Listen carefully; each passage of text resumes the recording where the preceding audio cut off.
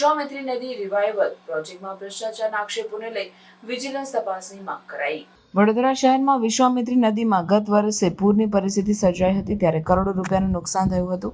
ત્યારે ગુજરાત રાજ્ય સરકાર અને વડોદરા શહેર કોર્પોરેશન દ્વારા રિવાઇવલ પ્રોજેક્ટ હેઠળ કરોડો રૂપિયાના કોન્ટ્રાક્ટ આપવામાં આવ્યા હતા। ત્યારે હાલમાં વડોદરા શહેરમાં 1-2 ઇંચ વરસાદ નોંધાયો છે, ત્યારે ગ્રાસ વેટીવર પ્લાન્ટ જે વરસાદી પાણીમાં માટીનું ધોવાણ ન થાય તે હેતુથી 5 કરોડ રૂપિયાના ખર્ચે 2.5 કિલોમીટરના અંતરે લગાવવામાં આવી હતી।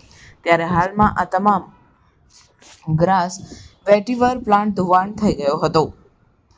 વધુમાં સામાજિક કાર્યકર કમલેશ પરમાર તેમજ ટીમ વડોદરા દ્વારા ગંભીર ભ્રષ્ટાચારનો આક્ષેપ કર્યો હતો અને સંપૂર્ણ વિશ્વામિત્રી નદીના રિવાઇવલ પ્રોજેક્ટ હેઠળ કામગીરીનું નિરીક્ષણ કરી વિજિલન્સ તપાસની માંગ કરવામાં આવી હતી।